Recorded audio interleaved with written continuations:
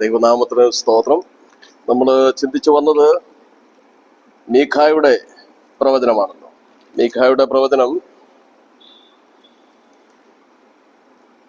6-ാം അധ്യായത്തിലേക്ക് നമ്മുടെ ശ്രദ്ധയെ തിരിക്കാം.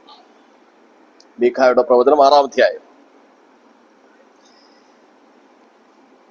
6-ാം അധ്യായം 1 മുതൽ 5 വരെയുള്ള വാക്യങ്ങൾ ദൈവത്തിന് ഇസ്രായേലിനോടുള്ള വ്യവഹാരത്തെ കുറിച്ചാണ് പ്രവാചകൻ സൂചിപ്പിക്കുന്നത്. സാക്ഷികളായിട്ട് ഹാജരാക്കുന്നത് കുന്നുകളെയും പർവ്വതങ്ങളെയുമാണ്. ഭൂമിയുടെ സ്ഥിരമായ അടിസ്ഥാനങ്ങളായി കുന്നുകളെയും പർവ്വതങ്ങളെയും അങ്ങനെ സൂചിപ്പിക്കാറുണ്ട്. അതുകൊണ്ടാണ് ആ രീതിയിൽ പറയുന്നത്. യെശയ്യാ പ്രവചനത്തിലും നാം വായിക്കുന്നു, ആകാശമേ കേൾക്ക, ഭൂമിയെ ചെവി തരിക. അങ്ങനെ ആകാശത്തെയും ഭൂമിയെയും സാക്ഷിയായി വിളിച്ചുകൊണ്ടാണ് ദൈവം തന്റെ സങ്കടം ബോധിപ്പിക്കുന്നത്. ഇതുപോലെ പ്രവാചകൻ ആ രീതിയിൽ ദൈവത്തിന്റെ വായായിട്ട് സംസാരിക്കുമ്പോൾ ദൈവത്തിന്റെ വ്യവഹാരം അവരോട് ഏത് രീതിയിലാണ് എന്നുള്ളത് ഈ 5 വാക്യങ്ങളിൽ വ്യക്തമാക്കിയിട്ടുണ്ട്. ബാലാക്ക്, ബിലയാം എന്നീ 2 വ്യക്തികളെയും ശിത്തീം, ഗിൽഗാൽ എന്നീ 2 സ്ഥലങ്ങളെയും നിത്യസ്മാരകങ്ങളായി മീഖ പ്രവാചകൻ 5-ാം അധ്യായത്തിൽ വരച്ചു കാണിക്കുന്നുണ്ട്. ബാലാക്ക്, ബിലയാം എന്നീ 2 വ്യക്തികൾ, അതുപോലെ ശിത്തീം, ഗിൽഗാൽ എന്നീ 2 സ്ഥലങ്ങൾ, അത് പ്രവാചകന്റെ ദൃഷ്ടിയിൽ നിത്യ സ്മാരകങ്ങളാണ്. ബിലയാം ദ്രവ്യാഗ്രഹം മുതലെടുത്താണ് ഇസ്രായേൽ മക്കളെ നശിപ്പിക്കാമെന്ന് മോവാബ് രാജാവായ ബാലാക്കിന് വാക്കുകൊടുക്കുകയും അവന്റെ പിന്നാലെ പോവുകയും ചെയ്തു. ഇസ്രായേൽ മക്കളെ ശപിക്കുവാൻ വേണ്ട കരുക്കൾ നീക്കി. എങ്കിലും ദൈവം തക്ക സമയത്ത് ഇടപെട്ടതിന്റെ ഫലമായി ഇസ്രായേലിനെ ശപിക്കുന്നതിന് പകരം അനുഗ്രഹിക്കുവാനാണ് അവന് കഴിഞ്ഞത്. യോർദാൻ നദിയുടെ കിഴക്ക് വശത്ത് ആണത് ശിത്തീം, പടിഞ്ഞാറ് വശത്ത് ഗിൽഗാൽ. ഇസ്രായേലിന്റെ അസാന്മാർഗികതയുടെയും വിഗ്രഹാരാധനയുടെയും സ്മാരകമായി ശിത്തീം അറിയപ്പെടുന്നു. സംഖ്യ 25-ന്റെ 1-ാം വാക്യം. സംഖ്യ 25-ന്റെ 1-ാം വാക്യം. യോർദാൻ നദി വിഭജിച്ചാണ് ദൈവം ഇസ്രായേൽ ജനത്തെ ഗിൽഗാലിലേക്ക് കൊണ്ടുവന്നത്. അവിടെ വച്ചാണ് മിസ്രൈമിന്റെ നിന്ന ദൈവം അവരിൽ നിന്നും നീക്കിക്കളഞ്ഞത്. യോശുവ 5-8. യോശുവ 5-8.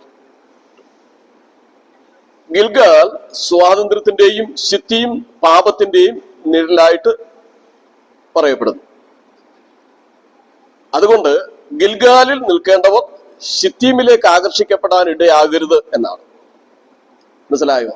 അനുഗ്രഹത്തിനായി വിളിക്കപ്പെട്ടവർ ശാപത്തിലേക്ക് പോകുവാൻ ഇടയാകരുത്, അതിന് മനസ്സ് വയ്ക്കരുത്. അതാണ് പ്രവാചകന്റെ വീക്ഷണം. ഇനി 6-ാം അധ്യായം 6 മുതൽ 8 വരെയുള്ള വാക്യങ്ങൾ. ദൈവം മനുഷ്യനിൽ നിന്നും ആഗ്രഹിക്കുന്ന മൂല്യം, ദൈവം മനുഷ്യനിൽ നിന്നും ആഗ്രഹിക്കുന്ന മൂല്യം എന്തൊക്കെയാണ്? പാപക്ഷമയും സമാധാനവും പ്രാപിച്ച ഒരുവൻ ദൈവ പൈതൽ എന്ന നിലയിൽ ദൈവത്തെ ആരാധിക്കുന്നു, ഹൃദയം നിറഞ്ഞ ദൈവത്തെ സ്തുതിക്കുന്നു. ആരാധന വാസ്തവത്തിൽ എങ്ങനെയുള്ളതാണ് എന്ന് നാം വിലയിരുത്തപ്പെടേണ്ടതാണ്. ന്യായപ്രമാണം അനുസരിച്ചുള്ള യാഗാർപ്പണമോ അതോ 1000 ആട്ടുകൊറ്റനെയും 10,000 തൈല നദികളെയും അർപ്പിക്കുന്നതിനാലാണോ ദൈവം പ്രസാദിക്കുന്നത്? അല്ല. അതിനെക്കുറിച്ചൊക്കെ ലേവ്യ 9-2-3, രാജാക്കന്മാരുടെ 1-ാം പുസ്തകം 3-4, 8-63 വാക്യങ്ങൾ ചേർത്ത് വായിക്കുമ്പോൾ ഇതിന് സാധ്യത ഉണ്ടാകും. കൂടാതെ സ്വന്തം ആദ്യജാതനെ നരബലിയായി അർപ്പിച്ചാൽ മതിയോ? പ്രവാചകൻ ചോദിക്കുക. ഇതിൽ ഏത് കഴിച്ചാലും തനിക്ക് ദൈവത്തെ പ്രസാദിപ്പിക്കണമെന്നത് അവന് താല്പര്യമാണ്. ആ മനസ്സുമായി നിൽക്കുന്ന ഭക്തനോട് മീഖ പറയുക, സുഹൃത്തെ, യാഗങ്ങൾ അർപ്പിക്കുന്നതിന്റെ ബാഹുല്യത്തിലല്ല ദൈവം പ്രസാദിക്കുന്നത്. പിന്നെയോ ന്യായം, ദയ, താഴ്മ എന്നീ സദ്ഗുണങ്ങളാണ് ദൈവം നിന്നിൽ നിന്നും പ്രതീക്ഷിക്കുന്നത്. എക്കാലത്തും എല്ലാവരോടുമുള്ള ദൈവത്തിന്റെ പ്രതീക്ഷ അതാണ്.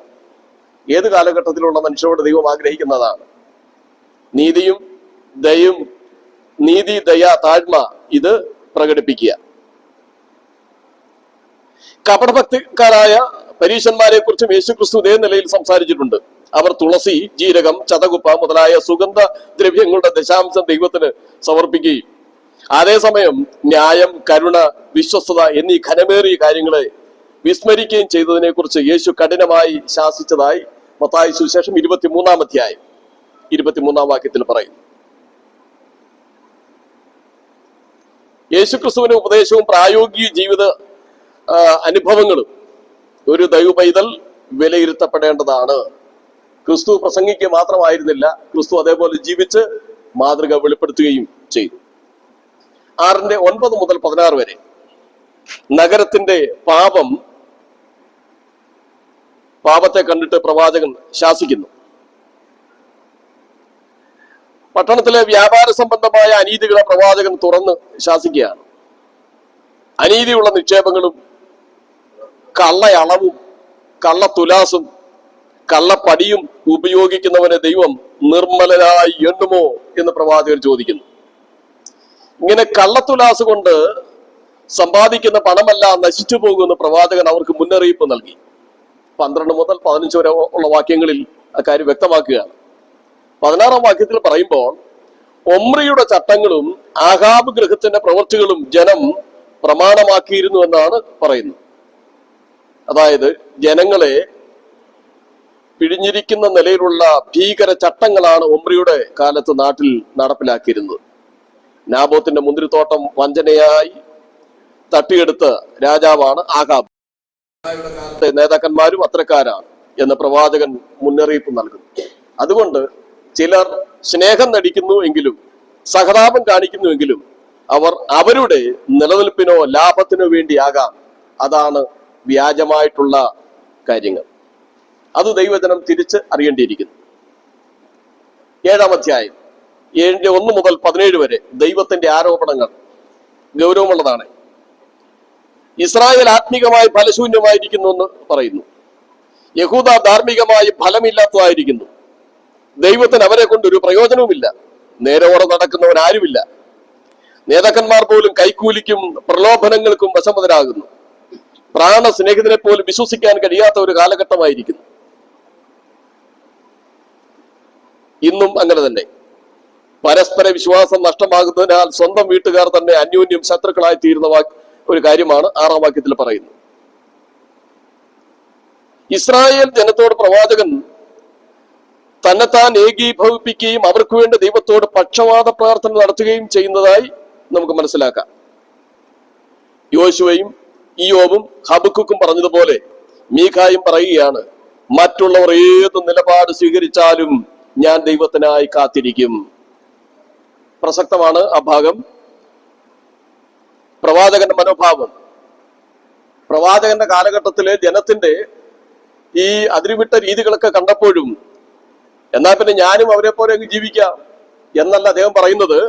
ഞാൻ ദൈവത്തിനായി കാത്തിരിക്കും. ദൈവം അവന്റെ പ്രാർത്ഥനയ്ക്ക് മറുപടി തരും. അതവന്റെ ഉറച്ച വിശ്വാസമാണ്. അടുത്ത 10-ാം വാക്യം നോക്കുമ്പോൾ തന്റെ രാജ്യത്തിൽ ശത്രുക്കൾക്ക് വരുന്ന തോൽവിയെക്കുറിച്ച് അവൻ അനുസ്മരിക്കുന്നു. പ്രവാസികളായപ്പോൾ ഇസ്രായേൽ ജനം വീണ്ടും സ്വദേശത്തേക്ക് മടങ്ങി വരുമെന്ന് പ്രവാചകൻ പറഞ്ഞു. 11-12 വാക്യങ്ങൾ. തുടർന്ന് ഒരിടയന്റെ ഒരാട്ടിൻകൂട്ടത്തെയും അദ്ദേഹം ദർശനം കാണുകയാണ്. ദൈവം നല്ല ഇടയനായി അവരെ മേയിക്കുവാൻ വരും. ദൈവം മാറ്റമില്ലാത്തവനാകിയാൽ പഴയ കാലങ്ങളിലെ അനുഗ്രഹങ്ങൾ ആവർത്തിക്കപ്പെടും. ഇതര ജനതകളുടെ കണ്ണിന് മുൻപിൽ അനുദപിച്ച് മടങ്ങി വന്ന ഇസ്രായേൽ ജനത്തിന്റെ ഇടയിൽ ദൈവം അത്ഭുതങ്ങളെ പ്രവർത്തിക്കും. തീർച്ചയായും അനുദപിച്ച് മടങ്ങി വരുന്നവരുടെ വ്യക്തി ജീവിതത്തിലും കുടുംബത്തിലും സഭയിലുമൊക്കെ അത് രാജ്യത്തും അത് വെളിപ്പെട്ടിട്ടുണ്ട്. 7-ാം അധ്യായം 18 മുതൽ 20 വരെയുള്ള വാക്യങ്ങൾ ദൈവത്തിന്റെ കരുണയുടെ വലിപ്പം. ഇത് ദൈവകരുണയുടെ അളവറ്റ വലിപ്പം വ്യക്തമാക്കുന്ന ഭാഗമാണ്. അതിക്രമം മോചിക്കുന്ന നിന്നോട് സമനായ ദൈവമാരുള്ളൂ. മീഖ എന്ന പേരിന്റെ അർത്ഥം എന്താ? ദൈവത്തെ പോലെ ആരുള്ളൂ. അപ്പോൾ അത് പ്രവാചകൻ പറയുക, ഇത്രയൊക്കെ പ്രശ്നപൂരിതമായ അധാർമിക ജീവിതം നയിക്കുന്ന ജനങ്ങൾ അവർ അനുദപിച്ച് മടങ്ങി വന്നാൽ അവരോട് കരുണ കാണിക്കുന്ന, അവരുടെ അതിക്രമം മോചിക്കുന്ന നിന്നെ പോലെയുള്ള ഒരു ദൈവം വേറെ ആരുള്ളൂ? ദൈവത്തിന് സ്തോത്രം. അത് യഹോവയായ ദൈവം, അവൻ സർവാധിപത്യമുള്ളവനാണ്. അവൻ തന്റെ ഇഷ്ടം ജനങ്ങളിൽ നിവർത്തിക്കുന്നു. 19 വാക്യത്തിൽ വായിക്കുന്ന അവരുടെ പാപങ്ങളൊക്കെയും, ഈ വാക്യം വളരെ ഇമ്പോർട്ടൻസ് ആണ്. സമുദ്രത്തിന്റെ ആഴത്തിലിട്ട് കളയും. അവരുടെ പാപങ്ങളൊക്കെയും സമുദ്രത്തിന്റെ ആഴത്തിലിട്ട് കളയും. ആ വാക്യം ഞാൻ ഒന്നുള്ളത് വായിക്കാം. അവൻ നമ്മോട് വീണ്ടും കരുണ കാണിക്കും, നമ്മുടെ അകൃത്യങ്ങൾ ഇല്ലാതാക്കും, അവരുടെ പാപങ്ങളൊക്കെയും നീ സമുദ്രത്തിന്റെ ആഴത്തിൽ ഇട്ടുകളയും എന്നാണ്. യഹൂദന്മാര്, യാഥാസ്ഥിക യഹൂദന്മാർ ആണ്ടിലൊരിക്കൽ വായിക്കുന്ന ഒരു ഭാഗമാണിത്. അവര് ആണ്ടിലൊരിക്കൽ തങ്ങളുടെ പോക്കറ്റിൽ സൂക്ഷിക്കുന്ന കുറെ മാലിന്യങ്ങൾ എല്ലാം കൂടി അങ്ങനെ വെച്ചിരിക്കുന്നതെല്ലാം കൂടെ നദിയിൽ കൊണ്ട് ഒഴുക്കി കളയുന്ന ഒരു രീതി ഉണ്ടായിരുന്നു. അതൊരു ആചാര രീതിയായിരുന്നു. അപ്പോൾ അവരുടെ ഭാരങ്ങള്, പ്രശ്നങ്ങളൊക്കെ പരിഹരിക്കപ്പെട്ടു എന്നാണ് പറയുന്നത്. ഇന്നും വിലാപം അതിൽ അവരുടെ പ്രാർത്ഥനാ വിഷയങ്ങൾ എഴുതിക്കൊണ്ട് അവർ ആശ്വസിക്കുന്നില്ലേ? ഇന്നും കേരളത്തില് മുൻ മുഖ്യമന്ത്രി ഉമ്മൻചാണ്ടിയുടെ കല്ലറയ്ക്കൽ കൊണ്ട് എത്രയോ പേര് സമാധാനത്തിന് വേണ്ടി അപേക്ഷ എഴുതി വെച്ചിട്ട് അവർ ആശ്വസിക്കുന്നു. അങ്ങനെയൊക്കെ ഒരാചാരമായി മാറിയിരിക്കുക. അപ്പോൾ എന്നാൽ ഈ ഒരു വാക്യം വായിച്ചപ്പോൾ എഴുത്തുകാരൻ പറയുന്നത്, പസഫിക് സമുദ്രത്തിന്റെ ആഴം 5 മൈൽ അഥവാ ഏകദേശം 8 കിലോമീറ്ററാണ്. അങ്ങനെ പാഠപുസ്തകം വായിക്കുമ്പോൾ ഒരു കുട്ടി ആ ഭാഗം വായിച്ചുകൊണ്ടിരിക്കുമ്പോൾ ആ വീട്ടിലെ മുതിർന്ന ആ അപ്പച്ചൻ പറയുക, മോനെ അതൊന്നും വായിച്ച ആ ഭാഗം. അതെ, പസഫിക് സമുദ്രത്തിന്റെ ആഴം 8 കിലോമീറ്റർ. അപ്പൊ അദ്ദേഹം ഹല്ലേലൂയ എന്ന് പറഞ്ഞു. കൊച്ചിനൊന്നും മനസ്സിലായില്ല. എന്തിനാ അപ്പച്ച അതിന് ആഴം അത്രയുണ്ടെന്ന് പറഞ്ഞപ്പോൾ ഹല്ലേലൂയ പറഞ്ഞു. മോനെ, മീഖ പ്രവചനത്തിൽ ബൈബിളിൽ വായിക്കുന്നുണ്ട്, നമ്മുടെ പാപങ്ങൾ ദൈവം സമുദ്രത്തിന്റെ ആഴത്തിലിട്ട് കളഞ്ഞിരിക്കുന്നു. അതിന് ഉടനെ ഒന്നും പൊങ്ങി വരികയില്ല, ഒരിക്കലും പൊങ്ങി വരികയില്ല. അപ്പൊ ദൈവത്തിന്റെ കരുണ എത്ര വലുതാണ്! ദൈവത്തിന് സ്തോത്രം. അവൻ നമ്മുടെ ലംഘനങ്ങളെ എല്ലാം നീക്കിയിരിക്കുന്നു, നമ്മുടെ പാപങ്ങളെല്ലാം ക്ഷമിച്ചിരിക്കുന്നു. ആ ദൈവത്തിന്റെ മഹാകരുണയാണ് നമുക്ക് മീഖ പ്രവചനത്തിൽ കൂടി ബോധ്യം ആകുന്നത്. ദൈവത്തിന് സ്തോത്രം. അടുത്ത പുസ്തകം നഹൂം. നഹൂം എന്ന പേരിന്റെ ഒരു മുഴുവൻ നാമം എന്ന് പറയുന്നത് മറ്റൊരു പുസ്തകത്തിൽ നമ്മൾ വായിക്കുന്നുണ്ട്, നെഹമ്യാവ്. അതിന്റെ ചുരുക്കപ്പേരാണ് നഹൂം, യഹോവയുടെ ആശ്വാസം. എൽക്കോശനായ നഹൂം എന്നാണ് അദ്ദേഹത്തെ പരിചയപ്പെടുത്തുന്നത്. അദ്ദേഹത്തിന്റെ ജന്മസ്ഥലം ഗലീലയിലെ രാമയ്ക്ക് സമീപമായ എൽക്കോശ് ആണെന്ന് വ്യക്തം. പിന്നെ മറ്റൊന്ന് ഈ കബർനഹൂം, നഹൂമിന്റെ പട്ടണം എന്നാണ് പറയപ്പെടുന്നത്. നഗരത്തെ പിന്നീട് രാജാക്കന്മാർ പണിതിട്ട് ആ പേര് ആ രീതിയിൽ ഇട്ടതായിരിക്കാം, അങ്ങനെ ചരിത്രകാരന്മാർ പറയുന്നു. സത്യദൈവമായ യഹോവയെ കുറിച്ച് കേൾക്കാൻ നിനവയ്ക്ക് യോന പ്രവാചകൻ മുഖാന്തരം അവസരമുണ്ടായി. നമ്മൾ മുൻപ് പഠിച്ചല്ലോ. ദൈവം ഈ നിനവയിലേക്ക് യോന അയച്ച് അവർക്ക് മാനസാന്തരമുണ്ടായി. അവർ സത്യദൈവത്തിലെ വിശ്വാസത്തിലേക്ക് മടങ്ങി വന്നു. ദൈവം അവരുടെ ശിക്ഷാവിധി മാറ്റിക്കളഞ്ഞു. അവിടെ അഭിവൃദ്ധി ഉണ്ടായി, സമാധാനമുണ്ടായി. അങ്ങനെ കുറെ വർഷങ്ങൾ പിന്നിട്ടു. എന്നാൽ അത് BC 759 100 വർഷം കഴിഞ്ഞപ്പോ നഹൂം പ്രവാചകൻ നഗരത്തിന്റെ വീഴ്ചയെ പറ്റി വീണ്ടും പ്രവചിച്ചു. എന്ന് പറഞ്ഞാൽ 100 വർഷം, ഒരു നൂറ്റാണ്ടായപ്പോഴൊക്കെ ജനം പിന്നെയും പഴയതുപോലെ ആയി. ആ തലമുറയെല്ലാം, ഭക്തന്മാരായ ആ തലമുറയെല്ലാം പോയി. അടുത്ത തലമുറ വന്നപ്പോഴേക്ക് അവർ ദൈവത്തിൽ നിന്നും അന്യപ്പെട്ടവരായി. നിനവക്കാർ ദൈവത്തെ മറന്നു കളഞ്ഞു. വിഗ്രഹാരാധനയും ഉഗ്ര സ്വഭാവവും വർദ്ധിച്ചു വന്നു. ലോകത്തിലെ ഏറ്റവും പൗരാണികമായ ഈ നഗരം ടൈഗ്രീസ് നദിക്ക് ആ നദീ തീരത്താണ് പണിതിരുന്നതെന്ന് നേരത്തെ നമ്മൾ പഠിച്ചിട്ടുണ്ടല്ലോ. യോനയ്ക്ക് ശേഷം നഹൂം, സഭന്യാവ് എന്നീ പ്രവാചകന്മാർ ദൈവത്തിന്റെ ദൂതമായി അവിടേക്ക് പോയി. എന്നാൽ അവർ മടങ്ങി വരുവാൻ താല്പര്യപ്പെട്ടില്ല. അയൽ രാജ്യങ്ങളെ കീഴടക്കുകയും കൊല്ലുകയും തടവിലാക്കുകയും ചെയ്ത ഈ ക്രൂരന്മാരെ ദൈവം ശിക്ഷിക്കാൻ തീരുമാനിച്ചു. നിഗളവും ക്രൂരതയുമുള്ള നഗരം പ്രതാപത്തിന്റെ അത്യുച്ച കോടിയിൽ നിലനിൽക്കുമ്പോഴാണ് ദൈവത്തിന്റെ ശിക്ഷ ഉണ്ടായത്. ചരിത്രം പറയുന്നത് BC 612 ഓഗസ്റ്റിൽ ബാബിലോൺ ഈ നഗരത്തെ നശിപ്പിച്ചു. അണക്കെട്ടുകൾ തുറന്നു വിട്ടതിനാൽ ജലപ്രളയത്താൽ നഗരം നശിച്ചു, പാഴും ശൂന്യവുമായി. അങ്ങനെ ഈ അണക്കെട്ടുകൾ, അതിന്റെ ചീപ്പ് തുറന്നു വിടുന്ന കാര്യങ്ങളെ കുറിച്ചെല്ലാം ഈ 2-ാം അധ്യായത്തിന്റെ 6 മുതൽ 10 വരെയുള്ള വാക്യങ്ങളും 3-ാം അധ്യായം 7-ാം വാക്യത്തിലും പറയുന്നുണ്ട്. ആട്ടിൻകൂട്ടങ്ങൾക്ക് മേച്ചിൽ സ്ഥലമായി ആ സ്ഥലം പിന്നെ അങ്ങ് മാറി. അവിടെ പിന്നെ മനുഷ്യവാസം ഇല്ലാത്ത ഒരവസ്ഥയായി. അങ്ങനെ നിനവെ വിസ്മൃതിയിലായി. AD 1844 നിനവെ പട്ടണം ഉത്ഖനനം ചെയ്തപ്പോൾ സർഗോന്റെ കൊട്ടാരവും ക്യൂണിഫോം ലിഖിത ശേഖരവും സൂക്ഷിച്ചിരുന്ന ലൈബ്രറി കണ്ടെത്തി. കണ്ടെടുത്ത കളിമൺ ഫലകങ്ങളിൽ അശൂർ രാജാവ് ആയ സർഗോന്റെ പേരുണ്ടായിരുന്നു. യെശയ്യാവ് 20:1 അശൂർ രാജാവായ സർഗോന്റെ കൽപ്പന പ്രകാരം എന്ന് എഴുതിയിരിക്കുന്ന ഭാഗം നമുക്ക് അവിടെ വായിപ്പാൻ കഴിയും. അത് ഈ ഉത്ഖനനത്തിൽ രേഖയായി കിട്ടുകയും ചെയ്തു. അപ്പോൾ ചരിത്രത്തിൽ പറയുന്ന കാര്യങ്ങളെല്ലാം ബൈബിളിൽ തെളിവായി നമുക്ക് പിൻബലമായി നിൽക്കുന്നു. അങ്ങനെ ദൈവം പ്രവാചകനെ എഴുന്നേൽപ്പിച്ചു, അവരോടുള്ള ന്യായവിധിയെ അറിയിച്ചു എന്നുള്ളതാണ്.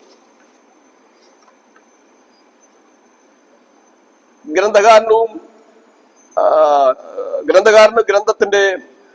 ഗ്രന്ഥം എഴുതിയ ആ കാലയളവ് സംബന്ധിച്ച് ഒരല്പം മനസ്സിലാക്കാം.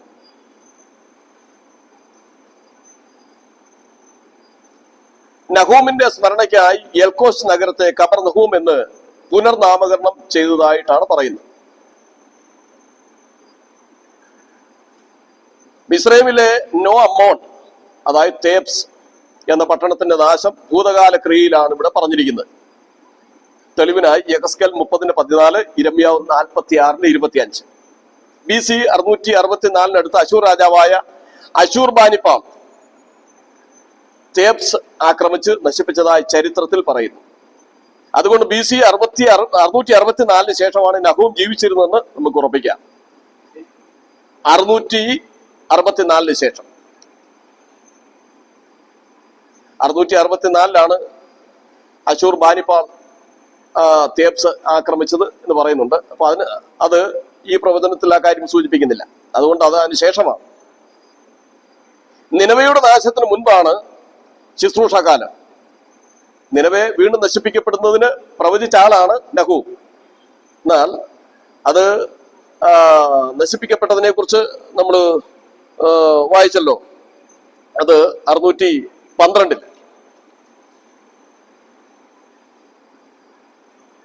ശുശ്രൂഷകാലം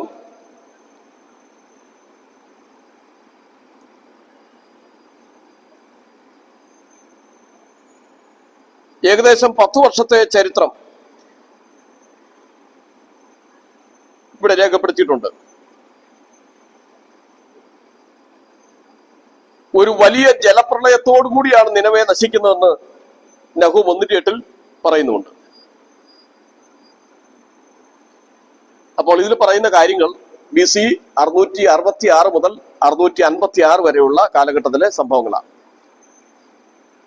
ഈ പുസ്തകത്തിൽ ക്രിസ്തുവിനെ എന്തായിട്ട് പറയുന്നു? എങ്ങനെയാണ് ചിത്രീകരിക്കുന്നത്? ന്യായവിധിയുടെ നടുവിൽ സുവാർത്താദൂതൻ. ന്യായവിധിയുടെ നടുവിൽ സുവാർത്താദൂതൻ. അതാണ് നഹൂമിന്റെ പുസ്തകത്തിൽ ക്രിസ്തുവിനെ കുറിച്ച് മനസ്സിലാക്കാൻ കഴിയും.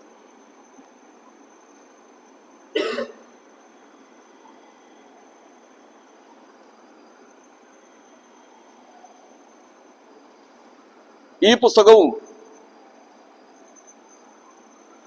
കാനോനികമായി അംഗീകരിക്കപ്പെട്ടതാണ് എന്നുള്ളതിന്റെ തെളിവാണ് റോമാലേഖനം 10-ാം അധ്യായം 15-ാം വാക്യത്തിൽ ഈ ഭാഗം ഉദ്ധരിക്കുന്നത്.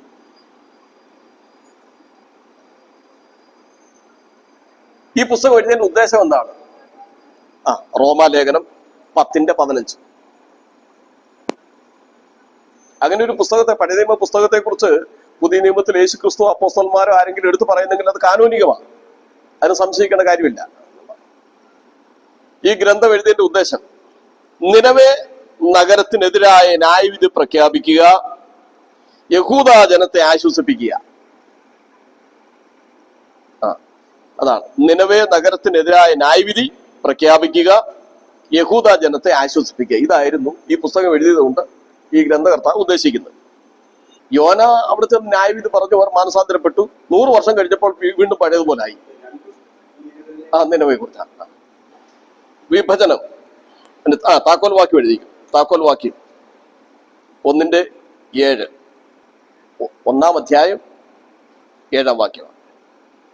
വിഭജനം, ദൈവത്തിന്റെ സ്വഭാവം. ദൈവത്തിന്റെ സ്വഭാവം 1-ാം അധ്യായം 1 മുതൽ 8 വരെ. 1-ാം അധ്യായം 1 മുതൽ 8 വരെ. 2, ദൈവത്തിന്റെ ശത്രുക്കൾക്കെതിരെയുള്ള ശിക്ഷ. ദൈവത്തിന്റെ ശത്രുക്കൾക്കെതിരെയുള്ള ശിക്ഷ 1:9 മുതൽ 15 വരെ. നമ്മൾ ഈ പുസ്തകം വായിക്കുമ്പോൾ വിഷയക്രമത്തിൽ ഒന്ന് പഠിക്കാൻ വേണ്ടി പറയുന്ന 1:9 മുതൽ 15 വരെ. ദൈവത്തിന്റെ ശത്രുക്കൾക്കെതിരെയുള്ള ശിക്ഷ. 3, നിനവയുടെ നാശത്തിന്റെ വിശദ വിവരം അല്ലെങ്കിൽ വിശദീകരണമെന്നോ. നിനവയുടെ നാശത്തിന്റെ വിശദീകരണം 2:1 മുതൽ 13 വരെ. 2:1 മുതൽ 13 വരെ. ലാസ്റ്റ് വൺ, നാശത്തിന്റെ കാരണം 3-ാം അധ്യായം 1 മുതൽ 19 വരെ. 1 മുതൽ 19 വരെ. അപ്പോൾ ഈ യോനായുടെ പ്രവചന ശേഷം പട്ടണം കുറെ കൂടി അഭിവൃദ്ധിപ്പെട്ടു. അന്ന് ശത്രുക്കൾ ആക്രമിക്കാൻ വന്നപ്പോൾ അവർക്കിത് പരാജയം മനസ്സിലായി. 100 അടി ഉയരമുള്ള 2-3 രഥങ്ങൾ നിരന്ന് ഓടുവാൻ തക്ക വീതിയിലുള്ള മതിലായിരുന്നു. പിന്നീട് അവർ ചെയ്തത് എന്താണെന്നറിയാമോ? 60 അടി ആഴമുള്ളതും 150 അടി വീതിയുള്ളതുമായ കിടങ്ങുകൾ കൂടി ഉണ്ടാക്കി ഈ മതിലിന്റെ വെളിയിൽ. ശത്രുക്കൾ വന്നാൽ പെട്ടെന്ന് മതിലിടിക്കാൻ പറ്റൂല, ഈ കിടങ്ങിനകത്ത് വീഴല്ലേ ഉള്ളൂ. അങ്ങനെ ഒരു സംവിധാനം കൂടി ഉണ്ടാക്കി. നോക്കിയേ, 150 അടി വീതിയും 60 അടി ആഴവുമുള്ള വെള്ളം നിറഞ്ഞ കിടങ്ങുകൾ ഉണ്ടായി. അത് ആ മാനുഷിക ബുദ്ധി ചെയ്ത കാര്യമാണ്. പക്ഷെങ്കിൽ പട്ടണത്തിനകത്ത് വീണ്ടും പാപം പെരുകി. 100 വർഷമായപ്പോഴും 1 നൂറ്റാണ്ടായപ്പോഴൊക്കെ പുതിയ തലമുറ വന്നപ്പോഴൊക്കെ ജനം പഴയതുപോലെ ആയി. അതുകൊണ്ടാണ് ദൈവം ഇസ്രായേൽ മക്കളോട് പറഞ്ഞത്, ദൈവം നിങ്ങൾക്ക് ചെയ്തിരിക്കുന്ന ഈ അത്ഭുതങ്ങൾ, ദൈവപ്രവർത്തികൾ നിങ്ങൾ അടുത്ത തലമുറയോട് പറഞ്ഞു കൊടുക്കണം, പഠിപ്പിക്കണം. എങ്കിലേ ആ ദൈവിക വിശ്വാസം തലമുറകളിൽ നിലനിർത്താൻ കഴിയൂ. ഈ കാര്യത്തിൽ ഒരു പക്ഷെങ്കിൽ നിനവേക്കാർ പരാജയപ്പെട്ടിരിക്കാം. നിനവയോട് കോപിക്കുന്ന ദൈവം 1:1 മുതൽ 7 വരെയുള്ള വാക്യങ്ങൾ. ഗ്രന്ഥാസ്വാദനം വളരെ വേഗത്തിൽ പോവുകയാണ്, ശ്രദ്ധിച്ചോളണം. അശൂർ രാജ്യത്തിന്റെ തലസ്ഥാനമായി നിനവേ നഗരത്തിനെതിരായ സന്ദേശമാണ് നഹൂം പ്രവചിക്കുന്നത്. യെശയ്യാവ് 13:1, സെഖരിയാവ് 9:1. ഈ ഭാഗങ്ങൾ കൂടി നമ്മൾ നോക്കുന്നതാണ്. ദൈവത്തിന്റെ ഈ കോപം ഒറ്റ രാത്രി കൊണ്ട് ഉണ്ടായതല്ല. അക്കാലത്തെ ലോകശക്തിയായി വളർന്നു കഴിഞ്ഞിരുന്ന പുരാതന അശൂർ സാമ്രാജ്യത്തിന്റെ തലസ്ഥാന നഗരമായിരുന്ന നിനവേ ക്രൂരതയ്ക്കും അതിക്രമങ്ങൾക്കും കുപ്രസിദ്ധമായിരുന്നു. ഈ നഗരം ബാബിലോണിന് തുല്യമായിരുന്നു എന്ന് പറയാം. നിനവേക്ക് എതിരായ ദൈവിക സന്ദേശം ഏകദേശം 1 നൂറ്റാണ്ട് മുൻപ് യോനാ പ്രവാചകൻ അറിയിച്ചിരുന്നതാണ്. നമ്മൾ ആ പുസ്തകത്തെ കുറിച്ച് പഠിക്കുകയും ചെയ്തല്ലോ. യോനയുടെ സന്ദേശം കേട്ട അന്നത്തെ ജനം അബാലവൃദ്ധം മാനസാന്തരപ്പെട്ടതിനാൽ ദൈവത്തിന്റെ ശിക്ഷാവിധിയിൽ നിന്നും അന്നവർ രക്ഷപ്പെട്ടു. യിരെമ്യാവ് 18:7-8 വാക്യങ്ങളുടെ വെളിച്ചത്തിലാണ് അന്ന് ദൈവം അവരോട് ക്ഷമിച്ചത്. യഹോവ ദീർഘക്ഷമയുള്ളവൻ, അതുകൊണ്ട് ദൈവം തീഷ്ണതയുള്ളവനും പ്രതികാരം ചെയ്യുന്നവനും ആകുന്നു എന്ന് 2-ാം വാക്യത്തിലും അവർ ഒരിക്കലും ശിക്ഷിക്കാതെ വിടുകയില്ല എന്ന് 3-ാം വാക്യത്തിലും വ്യക്തമാക്കുന്ന ഒരു ചിന്ത ഇവിടെ നമുക്ക് ലഭിക്കുന്നുണ്ട്. നിനവയിലുള്ളവർ വീണ്ടും പാപ വഴിയിലേക്ക് തിരിഞ്ഞതിനാൽ അവർക്കെതിരായ ന്യായവിധിയാണ് നഹൂം വീണ്ടും ഇവിടെ ഓർപ്പിക്കുന്നത്. 4-ാം വാക്യത്തിൽ പറയുന്ന ബാശാനും കർമ്മേലും അതേപോലെ ലെബാനോനും പാലസ്തീൻ നാട്ടിലെ ഏറ്റവും ഫലപുഷ്ടമായ പ്രദേശങ്ങളായിട്ടാണ് അറിയപ്പെടുന്നത്. ഈ 5 മുതൽ 7 വരെയുള്ള വാക്യങ്ങളിൽ ഭൂലോകം കുലുങ്ങുകയും ദൈവകോപം ജ്വലിക്കുകയും ചെയ്യുമ്പോൾ തന്നിൽ ആശ്രയിക്കുന്നവരെ അവൻ വിടുവിക്കുന്നു എന്ന് പറയുന്നു. 5 മുതൽ 7 വരെയുള്ള വാക്യങ്ങളിലാണ്. നോക്കിക്കോണേ, ഭൂലോകം കുലുങ്ങും, ദൈവകോപം, അപ്പോഴും ആശ്രയിക്കുന്നവരെ ദൈവം വിടുവിക്കുന്നു. വാക്യം ഏതെന്ന് ചോദിച്ചാൽ അത് ഓർത്തിരിക്കേണ്ടതാണ്.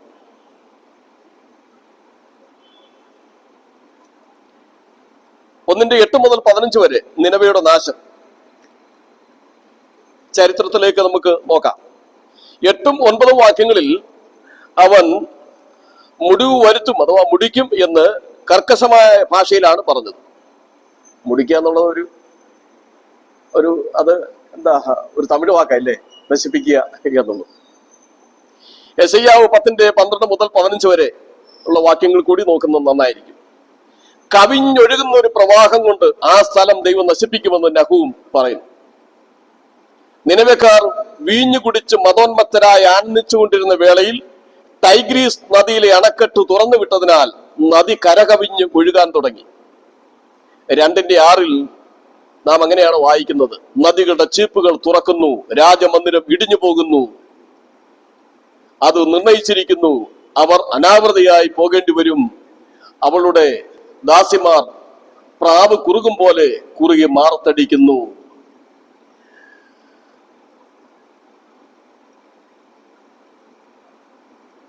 ദൈവത്തിന്റെ പ്രവാചകൻ പറയുന്നത് എത്ര കർക്കശമായ രീതിയിൽ സംഭവിക്കുന്നു.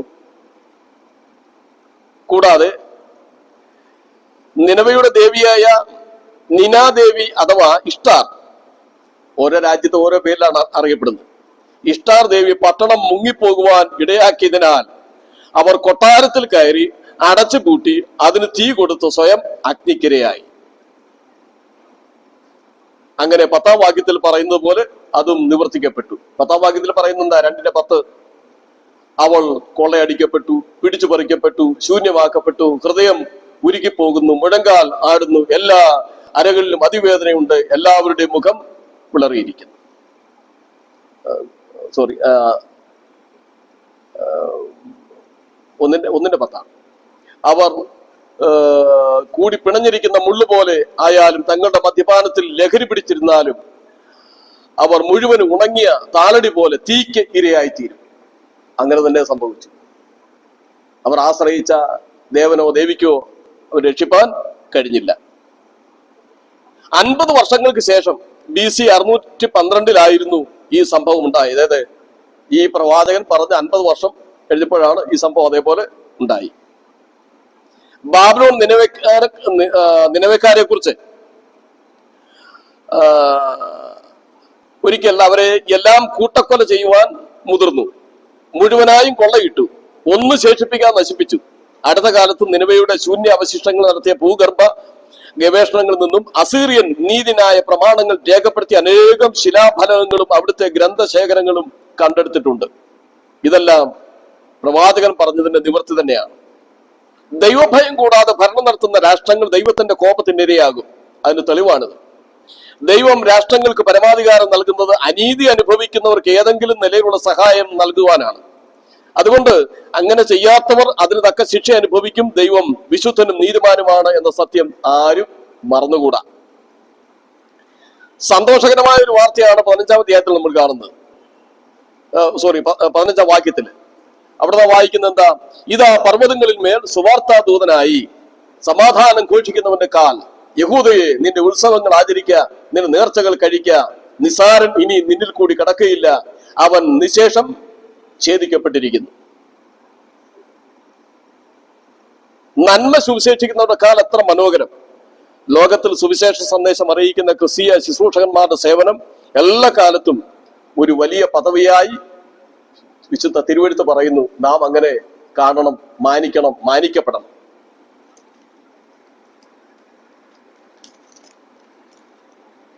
രണ്ടാം അധ്യായം 1 മുതൽ 13 വരെ നിനവെ വീഴുന്നു. നിനവേ ഇവിടെ വീഴ്ച. ഇതൊന്നും നിങ്ങൾക്ക് തരുന്ന നോട്ടിനകത്തില്ലേ, അതുകൊണ്ട് അത്യാവശ്യമുള്ളതൊക്കെ നോട്ട് ചെയ്തുകൊള്ളു.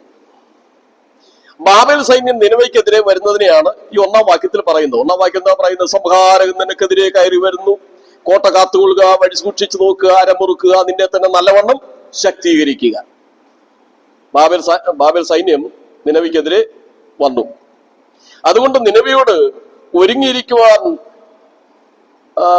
പറയുകയാണ്. അതും പരിഹാസത്തിലാ പറയുന്നത്.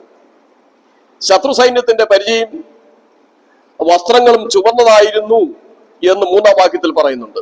3-ാം വാക്യത്തിൽ നോക്കിയേ, ധൂമ്ര വസ്ത്രം, പരാക്രമശാലികൾ ധൂമ്ര വസ്ത്രം ധരിച്ചിരുന്നു. ആരാണ് വരുന്നതെന്നുള്ള വ്യക്തമായ തെളിവ് പ്രവാചകൻ നൽകിയിട്ടുണ്ടായിരുന്നു. 4-ാം വാക്യത്തില് ശത്രു സൈന്യത്തിന്റെ രഥങ്ങളുടെ അതിവേഗത്തെ പ്രകടമാക്കുന്നു. രഥങ്ങൾ തെരുവീതികളിലൂടെ ഇരമ്പിപ്പായുന്നു, വീതികളിൽ അങ്ങും ഇങ്ങും ഓടുന്നു, തീപ്പന്തങ്ങൾ പോലെ അവ കാണുന്നു, അവ മിന്നൽ പോലെ പായുന്നു. കണ്ടോ, വളരെ വ്യക്തമായി പറയുക. ഇക്കാലത്തെ ആയുധങ്ങളല്ലേ, അന്നത്തെ ആണ് പറയുന്നത്. അങ്ങനെ അവർ വന്നു. ശത്രു സൈന്യം നദിയിലെ അണക്കെട്ടുകൾ, ചീപ്പുകൾ തുറന്നു വിട്ടു. വെള്ളം പട്ടണത്തിലേക്ക് ഇരച്ചു കയറി. കാത്തുകിടന്നിരുന്ന ബാബിലോൺ സൈന്യം തകർന്ന വാതിലിലൂടെ അകത്ത് കയറി പട്ടണത്തെ പൂർണ്ണമായി നശിപ്പിച്ചു. ബാബിലോണിനെ പിന്നീട് പേർഷ്യൻ നശിപ്പിച്ചതും ഈ വിധമായിരുന്നു എന്നുള്ളത് നാം ഓർക്കണം. വിതയ്ക്കുന്നത് കൊയ്യും, അങ്ങനെ ഉണ്ട്. വിതയ്ക്കുന്നത് കൊയ്യും. ശത്രുവായ സാത്താൻ ഓരോരുത്തർക്കും എതിരെ അവന്റെ കോട്ട തകർക്കാൻ കാത്തുകിടക്കുന്നു. പ്രാർത്ഥനയോടെ നാം നമ്മുടെ കോട്ട കാത്തുകൊള്ളണം. അതുകൊണ്ടാണല്ലോ 51-ാം സങ്കീർത്തനം നാം വായിക്കുന്നു. അവിടെ എന്താ? ദൈവമേ, യെരൂശലേമിന്റെ മതിലുകളെ പണിയണമേ എന്ന്. ക്രിസ്തീയ ജീവിതത്തിന്റെ മതിലുകൾ തകർന്നു കിടന്നാൽ അത് വലിയ ആപത്തായിരിക്കും. ജ്ഞാനിയായ സോളമൻ പറഞ്ഞിരിക്കുന്നത്, ആത്മസംയമനമില്ലാത്ത മനുഷ്യൻ മതിലിടിഞ്ഞ പട്ടണം പോലെ എന്നാണ്. ദൈവാത്മാവിന്റെ കൃപയോടുകൂടി വരും വരായികൾ ചിന്തിച്ച് ആ രീതിയിൽ മനസ്സൊരുക്കത്തോടുകൂടെ പ്രവർത്തിക്കുവാൻ, ജീവിക്കുവാൻ കഴിയാത്തവർ പലപ്പോഴും അപകടത്തിൽപ്പെടും, പലപ്പോഴും പരാജയങ്ങൾ അനുഭവിക്കേണ്ടി വരും. അത് നാം ശ്രദ്ധിച്ചിരിക്കേണ്ട ഒരു കാര്യമാണ്. നിനവേക്കാർ അതിക്രൂരന്മാരായിരുന്നു. സിംഹങ്ങൾ ക്രൂരതയോടെ മറ്റു മൃഗങ്ങളെ കൊന്നു വലിച്ചിഴയ്ക്കുന്നത് പോലെ നിനവേക്കാർ മറ്റു രാഷ്ട്രങ്ങളോട് ക്രൂരമായി ഇടപെട്ടു. ഞാൻ മുൻപ് പറഞ്ഞല്ലോ, അടിമകളായി കൊണ്ടുവരുന്നവരോട് കാണിക്കുന്ന അവരുടെ ക്രൂരത. ഇപ്പോഴിതാ സിംഹങ്ങൾ ചത്ത് അവയുടെ ഗുഹ ശൂന്യമായിരിക്കുന്നു. ജീവിച്ചിരിക്കുന്ന ചുരുക്കം ചിലർ ആ പട്ടണത്തിന് നാശം കണ്ട് ഭയപ്പെടുന്നു. ദൈവഭയം കൂടാതെ ഭരണം നടത്തുന്ന രാഷ്ട്രങ്ങൾ ദൈവത്തിന്റെ കോപത്തിന്റെ ഇരയാകും. ദൈവം രാഷ്ട്രങ്ങൾക്ക് പരമാധികാരം നൽകുന്നത് അനീതി അനുഭവിക്കുന്നവർക്ക് ഏതെങ്കിലും നിലയിലുള്ള സഹായം നൽകുവാനാണ്. അങ്ങനെ ചെയ്യാത്തവർ അതിന് തക്കതായ ശിക്ഷ അനുഭവിക്കും. ദൈവം വിശുദ്ധനും നീതിമാനുമാണ്. അവനെതിരെയുള്ള വീമ്പിളക്കൽ നിഷ്ഫലമാകും. യഹൂദാ ഗോത്രത്തിലെ സിംഹമായവൻ അലറുമ്പോൾ അശൂർ പിന്നെ നിലനിൽക്കില്ല എന്ന് ഈ സംഭവം നമ്മെ പഠിപ്പിക്കുന്നു. അധ്യായം 3. നിനവേ വിതച്ചത് തന്നെ കൊയ്യുന്നു. നിനവേ വിതച്ചത് തന്നെ കൊയ്യുന്നു. 3:1 മുതൽ 19 വരെയുള്ള വാക്യങ്ങൾ ആ ഒറ്റ വിഷയത്തെ സൂചിപ്പിക്കുക. ഒരു രീതിയിൽ ഇതൊരു യുദ്ധഗീതമായിട്ടും പറയുന്നുണ്ട്. രക്തപാതകങ്ങളുടെ പട്ടണത്തിന് അയ്യോ കഷ്ടം എന്ന് പ്രവാചകൻ വിലപിക്കുന്നുണ്ട്. മറ്റു രാജ്യങ്ങളെ കൊള്ളയടിക്കുവാനായി മാത്രമാണ് അശൂർ അവരെ ആക്രമിച്ചിട്ടുള്ളത്. അക്കാര്യത്തിൽ അവർക്ക് യാതൊരു ധാർമ്മിക ബോധവും ഇല്ലായിരുന്നു. അതുകൊണ്ടാണ് ദൈവം തന്റെ കോപത്തിൽ അശൂറിന്റെ തലസ്ഥാനമായിരുന്ന നിനവയെ ന്യായവിധിക്കുന്നതിൽ ഒരു ദയാദാക്ഷിണ്യവും കാണിക്കാതിരുന്നത്. അവര് ക്രൂരന്മാരാ, അവരോട് പിന്നെന്തിനാ ദൈവം ദയ കാണിക്കുന്നത്? അതുകൊണ്ട് അവരെ ശക്തമായി ശിക്ഷിച്ചു എന്നാണ് പറഞ്ഞിരിക്കുന്നത്. ചരിത്രകാരനായ മേയർ ആ പട്ടണത്തിലെ സൈന്യത്തിന്റെ ക്രൂരതകൾ വർണ്ണിക്കുന്നു. അവർ ശത്രുക്കളുടെ തൊലി ഉരിക്കുകയും ആ തൊലി ഉണക്കിയെടുത്ത്, ആ തൊക്കെ, ഈ തൊലി എന്നൊക്കെ പറഞ്ഞാലോ ചിലടത്ത് അത് ഒരു സഭ്യമായ ഭാഷയാകില്ല. ആ മനുഷ്യന്റെ തോൽ ഉരിച്ചെടുത്ത് അത് ഉണക്കി ചെയ്യുന്നത് ഇങ്ങനെയാണ് പറയുന്നത്. അത് ഉരിഞ്ഞെടുത്തിട്ട് തൊലി ഉണക്കി എടുത്ത് ശത്രുക്കളെ കുന്തമുനയിൽ ഇങ്ങനെ നിർത്തുന്ന ഒരു വൈകൃത രീതി അവർക്കുണ്ടായിരുന്നു. മൃതശരീരങ്ങൾ കൂനകളായി കൂട്ടിയിട്ട് പിന്നെ ചുട്ടുകളയുമായിരുന്നു. തെരുവുകളിൽ അരങ്ങേറുന്ന യുദ്ധസന്നാഹങ്ങളുടെ ഭീകര ശബ്ദങ്ങളാണ് ഇവിടെ മുഴങ്ങിക്കേൾക്കുന്നത്. സുന്ദരിയായ ഒരു വേശ്യയെ പോലെ നിനവെ ആഡംബരത്തിൽ ജീവിച്ചിരുന്നു. പക്ഷെ അവളുടെ സൗന്ദര്യം ലജ്ജയായി മാറും. അവളെ നഗ്നയാക്കി തെരുവിലൂടെ വലിച്ചിഴയ്ക്കും. അങ്ങനെ അവൾ ആരെ വഞ്ചിക്കുകയും കൊള്ളയടിക്കുകയും ചെയ്തുവോ അവർ അവളെ നോക്കി പരിഹസിക്കുമെന്നാണ് 5 മുതൽ 7 വരെയുള്ള വാക്യങ്ങളിൽ വായിക്കുന്നത്. ഞാൻ നിന്റെ നേരെ വരും, ഞാൻ നിന്റെ വസ്ത്രാഗ്രഹങ്ങളെ നിന്റെ മുഖം വരെ പൊക്കി, ജനതകളെ നിന്റെ നഗ്നതയും രാജ്യങ്ങളെ നിന്റെ നാടിടവും കാണിക്കും എന്ന് സൈന്യങ്ങളുടെ ദൈവമായ യഹോവയുടെ അരുളപ്പാട്. 5-ാം വാക്യം അങ്ങനെയാണ് വായിക്കുന്നത്. 8-ാം വാക്യത്തിൽ അപ്പർ ഈജിപ്തിന്റെ തലസ്ഥാന നഗരമായിരുന്ന തേബേസ് അഥവാ നോ അമ്മോൻ, ഇന്നത്തെ പേര് നോ അമ്മോൻ പട്ടണത്തിന് സംഭവിച്ച നാശത്തെക്കുറിച്ച് പ്രവാചകൻ അനുസ്മരിക്കുന്നു. മിസ്രൈമിലെ അഥവാ ഈജിപ്റ്റ് അനേകം ഫറവോ രാജാക്കന്മാർ അവരുടെ രാജധാനി ഇവിടെയായിരുന്നു. അതിന്റെ നാശത്തെക്കുറിച്ചാണ് യിരെമ്യാ പ്രവാചകൻ 46:25 യെഹെസ്കേൽ 30:14 മുതൽ 16 വരെയുള്ള ഭാഗങ്ങളിലും പറഞ്ഞിട്ടുള്ളത്. ബാബേൽ രാജാവായ നെബൂഖദ്നേസർ അദ്ദേഹം ആ ആക്രമണത്തിലാണ് തകർക്കപ്പെട്ടത്. ശക്തമായിരുന്ന ഈ മിസ്രൈം നഗരത്തിന് സംഭവിച്ച ഗതികേട് നിനവയ്ക്കുണ്ടാകുമെന്ന് പ്രവാചകൻ നേരത്തെ ഓർപ്പിച്ചിരുന്നു. അത്തിമരം കുലുക്കുമ്പോൾ പഴുത്ത അത്തിക്കായ്കൾ താഴെ വീഴുന്നത് പോലെ അവരുടെ ബലവത്തായ കോട്ടകൾ തകർക്കപ്പെടുമെന്ന് പറഞ്ഞിരിക്കുന്നു. നിനവയിലെ വ്യാപാരികളും ഉദ്യോഗസ്ഥന്മാരും വെട്ടുക്കിളികൾ പോലെ അനവധിയായിരുന്നു. ചൂട് അടിക്കുമ്പോൾ വെട്ടുക്കിളികൾ പറന്നു പോകുന്നത് പോലെ നഗരം ആക്രമിക്കപ്പെടുമ്പോൾ അവരെല്ലാം അപ്രത്യക്ഷമാകും എന്ന് 16-17 വാക്യങ്ങൾ വായിക്കുന്നു. നേതാക്കന്മാരെല്ലാം കൊല്ലപ്പെടും. ഒരിക്കലും എഴുന്നേൽക്കാതെ വണ്ണം നിനവയെ തകർന്നു പോകും. അവളുടെ മുറിവ് ഗുരുതരമാകിയാൽ അത് ചികിത്സ കൊണ്ട് സൗഖ്യമാകുകയില്ല.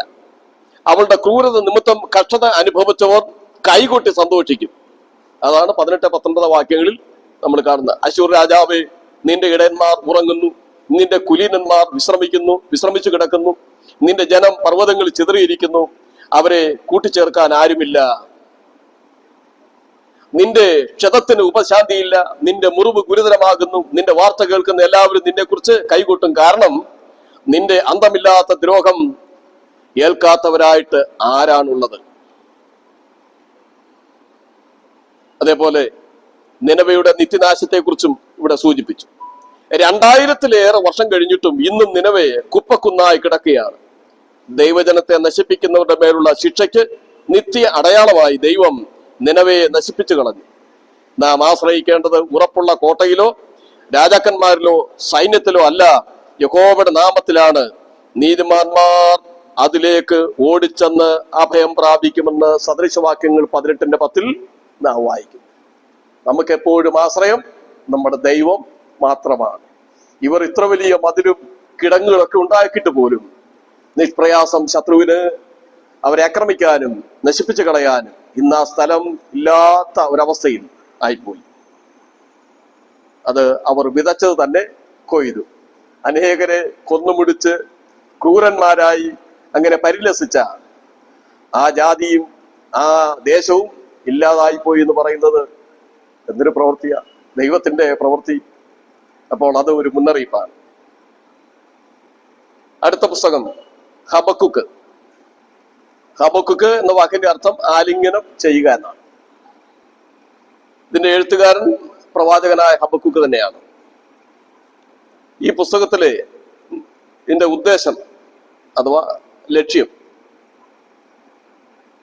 തിന്മയാണ് വിജയിക്കുന്നത് എന്ന് തോന്നിയാലും ലോകത്തിന്റെ നിയന്ത്രണം എപ്പോഴും ദൈവകരങ്ങളിൽ തന്നെയാണ് എന്ന് ഓർപ്പിക്കുക. തിന്മയാണ് വിജയിക്കുന്നത് തോന്നിയാലും ലോകത്തിന്റെ നിയന്ത്രണം ദൈവത്തിന്റെ കരങ്ങളിലാ.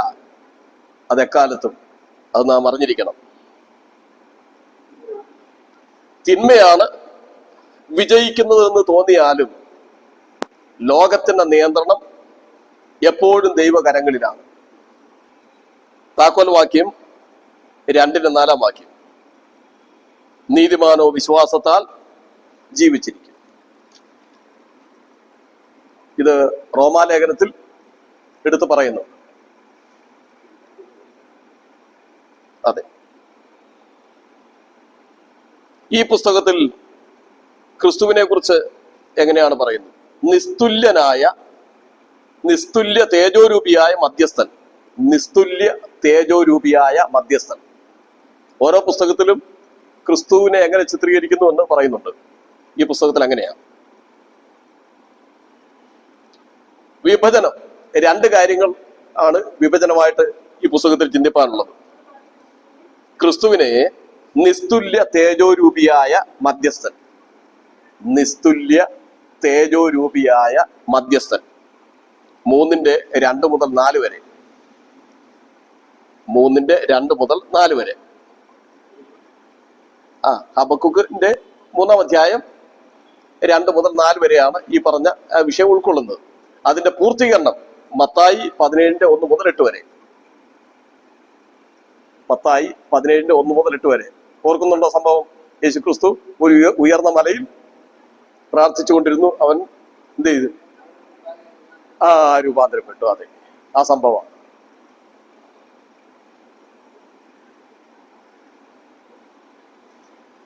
പ്രവാചകന്റെ 2 ചോദ്യവും 2 മറുപടിയും, അതാണ് ഈ പുസ്തകം എന്ന് പറയുന്നത്. എഴുതിക്കൊള്ളൂ.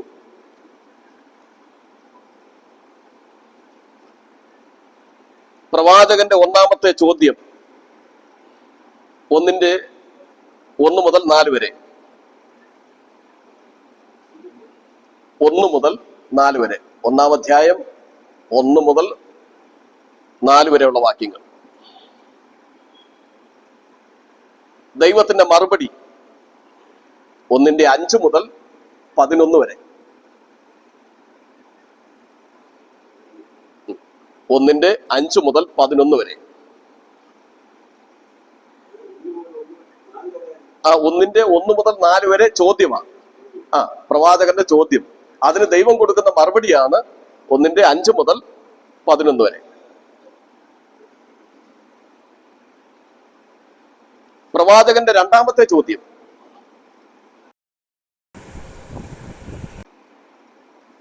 1:12 മുതൽ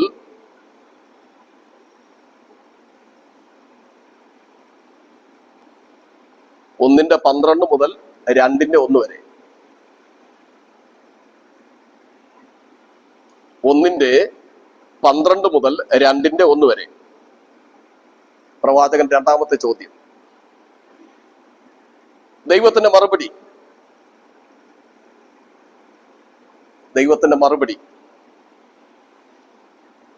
2-ാം അധ്യായം 2 മുതൽ 20 വരെയുള്ള വാക്യം. 2-ാം അധ്യായം 2 മുതൽ 20 വരെയുള്ള വാക്യങ്ങൾ. 2 മുതൽ 20 വരെ. പിന്നെ 3-ാം അധ്യായം എന്ന് പറയുന്ന അദ്ദേഹത്തിന്റെ ഒരു കാവ്യമാണ്. ഒരു പ്രാർത്ഥനാ ഗീതം ആയിട്ടാണ് പറഞ്ഞിരിക്കുന്നത്. ഈ പുസ്തകത്തിന്റെ പ്രാധാന്യം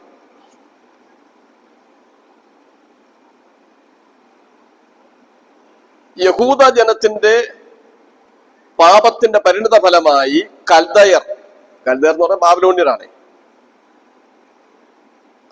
അവരുടെ ആക്രമണം ആസന്നമായിരിക്കുന്നു എന്ന് ഹബക്കൂക്ക് പറഞ്ഞു. 1:6 വാക്യത്തിൽ അതാണ് പറയുന്നത്. കൽദയരുടെ ആക്രമണം ആസന്നമായിരിക്കുന്നു എന്ന് പറഞ്ഞു. അതിന്റെ പാപത്തിന്റെ ഫലമായുള്ള ആക്രമണം അല്ല, ശിക്ഷ എന്ന് ആയാലും ശിക്ഷ ആസന്നമായിരിക്കുന്നു. ആരാണ്? ഈ കൽദയർ, ബാബിലോണിയർ. കൽദയ ആക്രമണമെന്നോ ബാബിലോണ്യ ആക്രമണമെന്നോ. ആത്മീയമായും അധാർമികമായും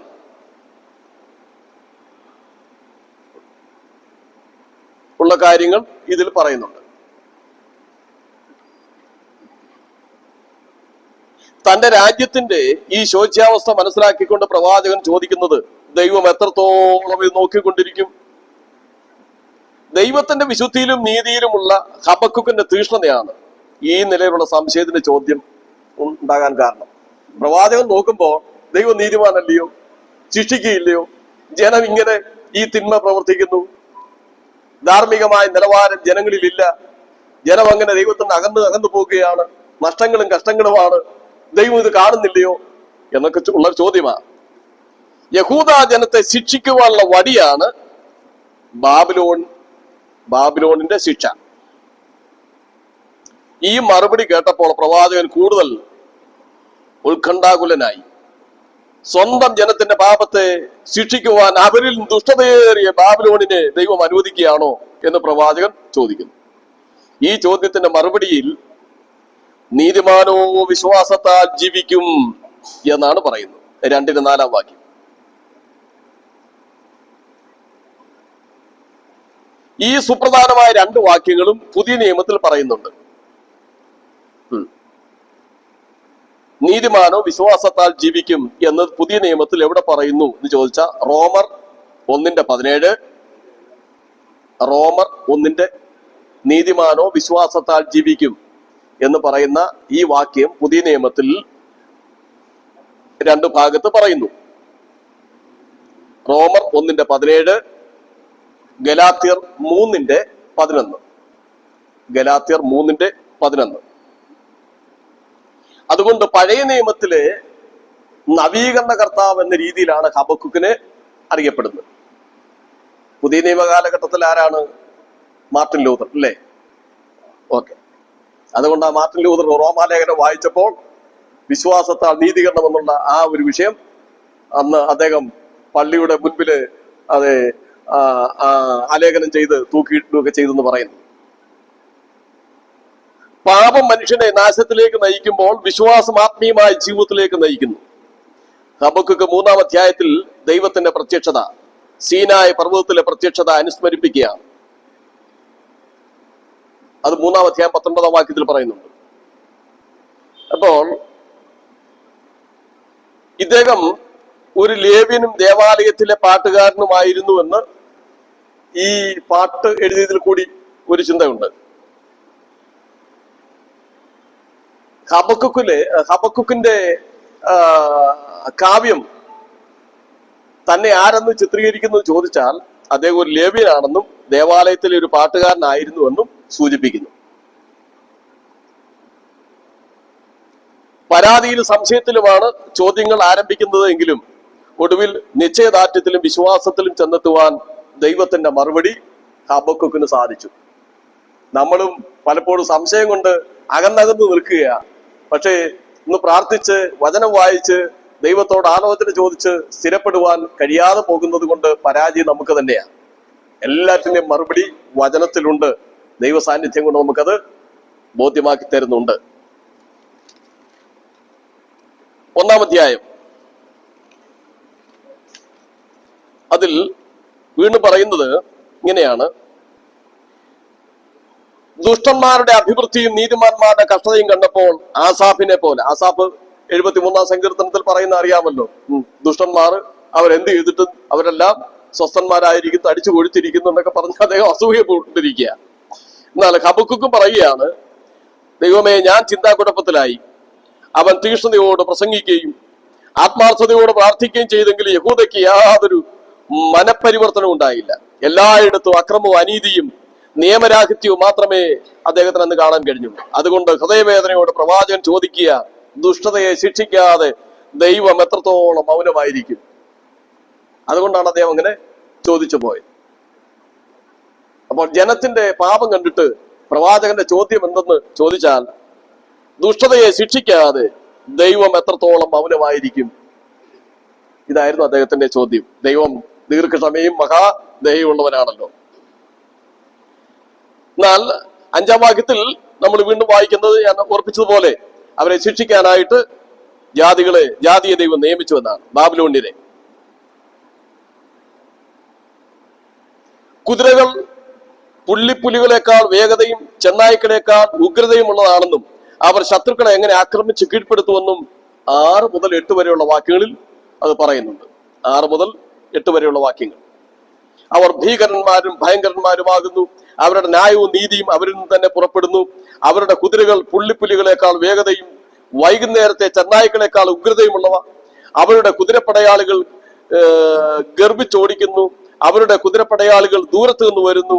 ഇരയെ വിഴുങ്ങുവാൻ ബന്ധപ്പെടുന്ന കഴുകനെ പോലെ അവർ വരുന്നു. അങ്ങനെയാ ഈ ബാബിലോണിന്റെ സൈന്യത്തിന്റെ ശക്തി എന്ന് പറയുന്നത്. അത് കേട്ടപ്പോൾ പ്രവാചകൻ നടുക്കമുണ്ടായി എന്നാണ് പറയുന്നത്. 12 മുതൽ 17 വരെയുള്ള വാക്യങ്ങളിൽ ആണ് അദ്ദേഹത്തിന്റെ രണ്ടാമത്തെ ചോദ്യം. സ്വന്തം ജനത്തിന്റെ പാപത്തെ ശിക്ഷിക്കുവാൻ ദൈവമേ, അവരെക്കാളും ദുഷ്ടതയുള്ള ജനത്തെയാണോ നീ, സൈന്യത്തെയാണോ അയക്കുന്നതെന്ന് ചോദിക്കുക. അപ്പൊ ദൈവത്തിന്റെ മറുപടി എന്താണെന്ന് നോക്കാം. അവിടെ പറയുന്നത്, ബാബിലോണ്യർ തങ്ങളുടെ വലയ്ക്ക് ബലി കഴിക്കുകയും കോരുവലയ്ക്ക് ധൂപം കാട്ടുകയും ചെയ്യുന്നു. മനുഷ്യരെ തോൽപ്പിച്ച് അടിമകളാക്കാൻ ഉപയോഗിച്ച ഉപകരണങ്ങളെ ദൈവമായി ആരാധിക്കുന്നു. അവരും നല്ലവരല്ല, അവരും ദൈവത്തിൽ നിന്ന് അകന്നവരാ. പക്ഷെ ദൈവം അവരെ വടിയായിട്ട് ഉപയോഗിച്ചു. ഇന്ന് ഇന്ത്യയിൽ ആയുധ പൂജ ഉണ്ടായതിന്റെ അടിസ്ഥാനം ഇതാകുന്നു എന്നാണ് പറയുന്നത്. അതിനെന്താ ഒരു ദിവസം പറയുമല്ലോ, എന്താ ആയുധ പൂജയ്ക്കുള്ള ഒരു ദിവസം?